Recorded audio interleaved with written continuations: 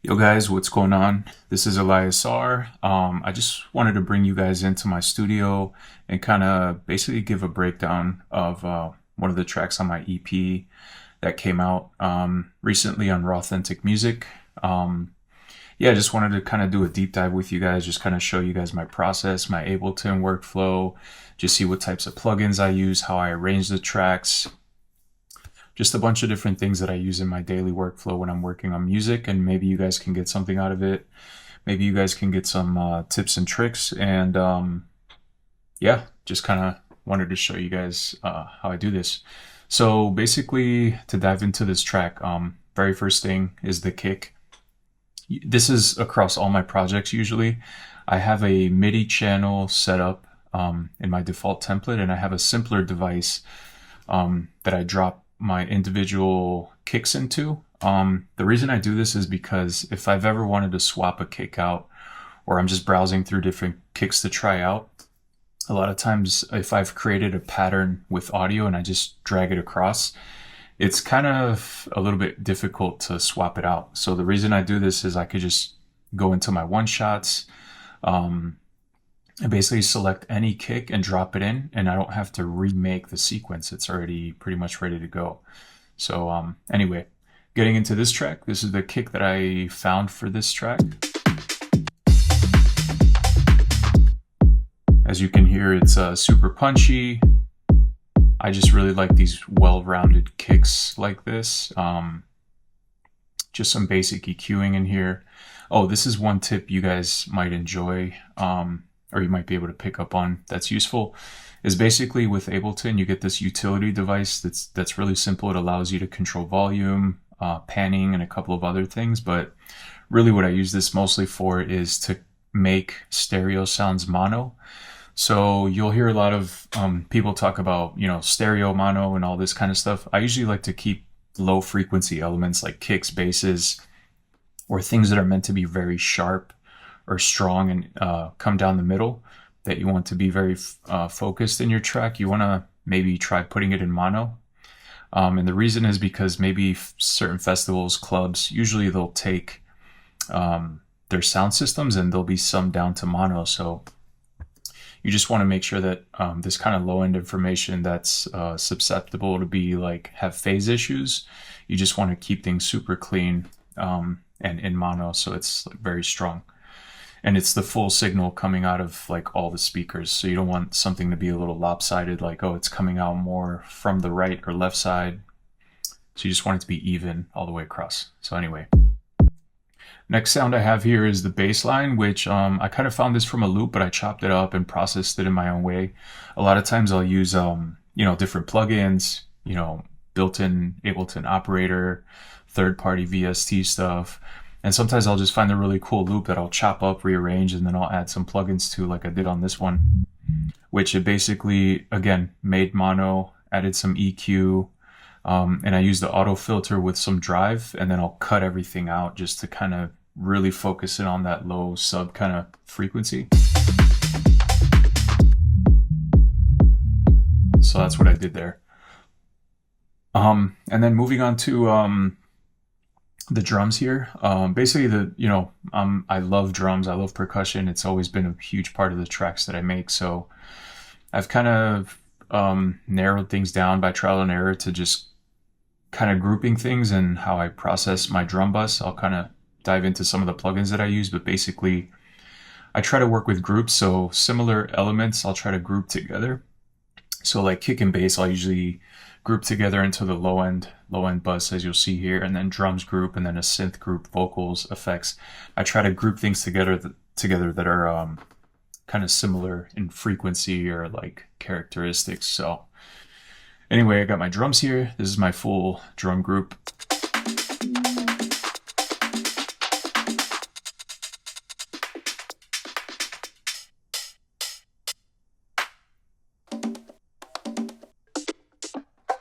A lot of different drum loops, drum hits, and I just kind of programmed them all to sound good together.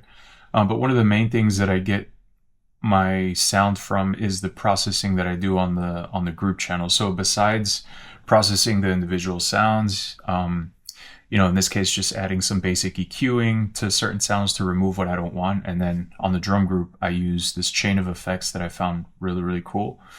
So like, for example, I'll use the Waves J37 tape saturation just to add some little bit of roundness to things and glue, because I tend to feel that like when you guys are getting drum sounds from loop packs and all these libraries, sometimes things tend to sound really harsh and like sharp, so this kind of helps get that analog warmth.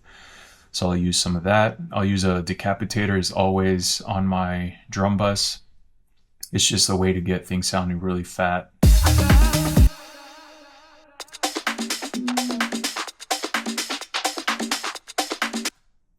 I use another one called Decimort, which is like a bit crusher, and I use this preset called MPC 60. It's just meant to emulate that old school MPC kind of vibe, really crunchy, and then I'll add some waves compression with the API 2500.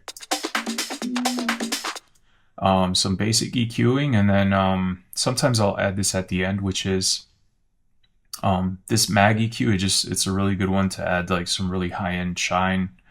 It has a couple other features in here that are really cool. You can add some stereo width. You can also make parts of it mono, but I just kind of use it for this like airband kind of EQ to make things really nice and shiny.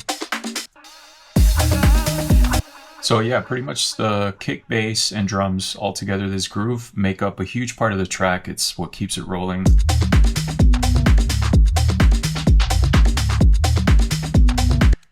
And then some other elements and other bits. So for example, this is a synth preset sound that I used in another track of mine a couple years back, but I really like it, so I saved it and I reused it here. I kind of changed up some of the notes and effects, but basically it's from the Arturia Juno 6 plugin, which is an amazing synth, amazing presets. I just added some RC20 on here, which is a really cool plugin to like make it sound kind of old and not so static. Just add some flavor. Added some EQ. We got a Valhalla. This is a Freak Echo, which is just add some movement. And then this is like a Ableton rack with some effects in there. And then the Arturia, just a compressor to kind of like hold everything together.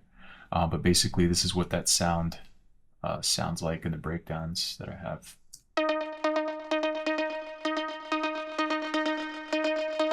There's just like a simple key that's just kind of riding in the back to fill in some space, but also just to kind of add some movement. So you'll hear as it starts, it's kind of low, and then it gets higher and higher. The tension builds, and then it starts rising in pitch, which is kind of cool.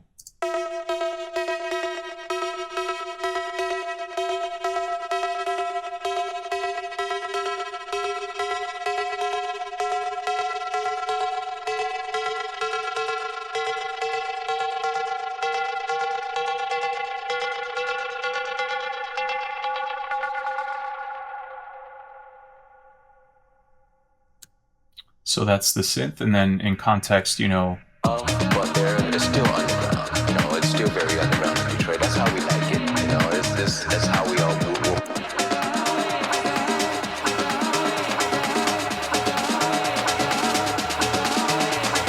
Create, be artists, perfect our craft.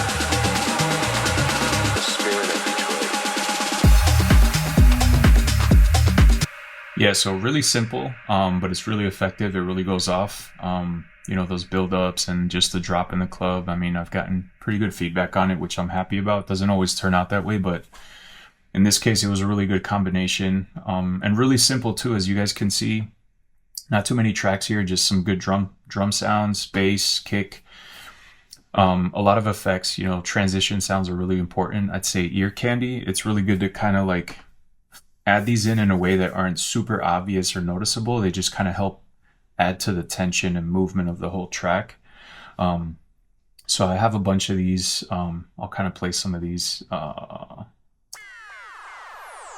Stuff like this is just ear candy. It just helps like let your brain know that like something new is coming, or like you're moving from one section to another. Little fills. I have crashes, little reverse effects.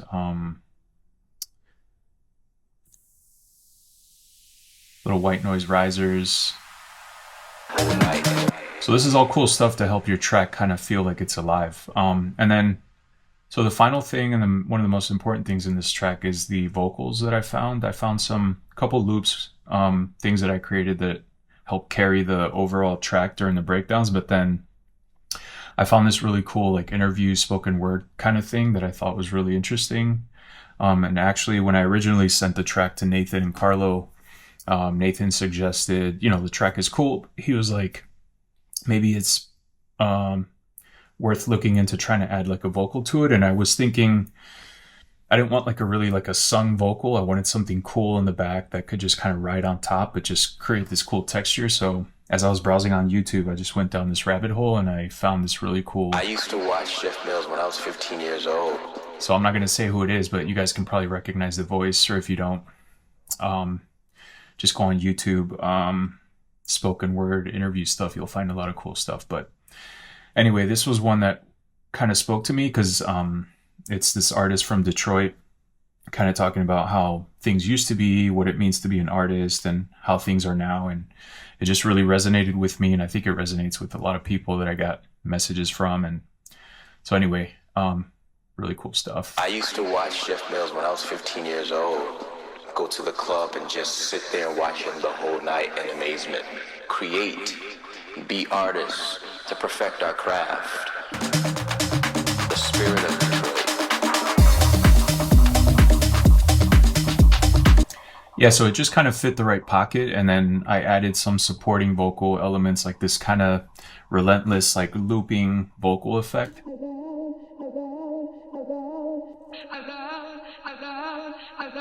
And it just kind of opens up throughout the track and into the breakdown. It just carries this like weight to everything, and then this little fill in as well. So that mixed with the other one, it just kind of helps create this like tension atmosphere, almost like what a pad or like a string would do, but I tried to do it with a vocal instead. And really minimal processing on a lot of this stuff. There's just, some EQing. On this one, I have this built-in filter delay from Ableton. And then on the main vocal group, I do have a couple things. This is a Valhalla Uber mod. It just kind of helps add some texture to stuff. Another Ableton rack. This is a little preset that really washes things out. Really makes it sound really cool. So as it's progressing through the breakdown,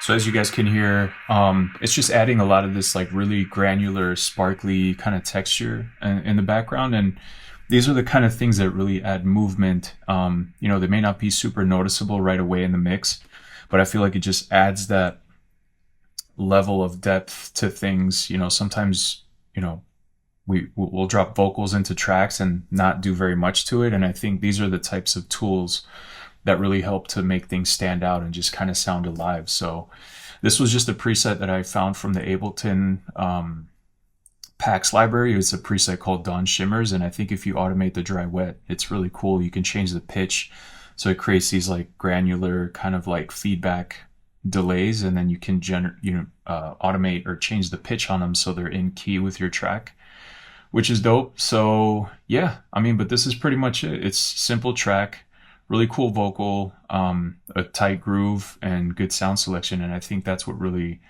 kind of makes a difference with some of these tracks. So, and super clean, as you notice. I like to try to keep my projects as clean as possible, just so that when I open this up, maybe sometime down the road, I know exactly, where things are at. They're clearly labeled, the colors to differentiate the different groups. And it's super simple. I don't think it takes a really complex project or a lot of tracks to really make things sound good. I think it's about sound selection. And in this case, I tried to find the best sounds that sounded cool to me, and I tried to simplify. I'm always trying to simplify and remove things that I don't need or don't add to the track. So I think it's really important to keep that in mind when you're making music. But hopefully you guys enjoy. The spirit of Detroit.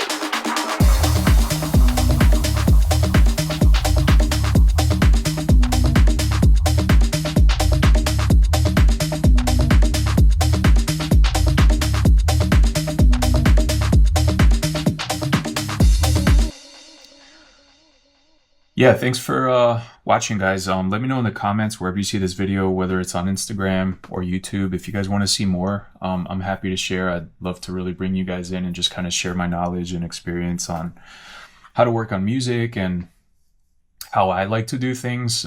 May not be the correct way, but it's how I've gotten results and how I feel like has helped me with my workflow and just in general how I work. So maybe you guys can get something out of it and find your own way.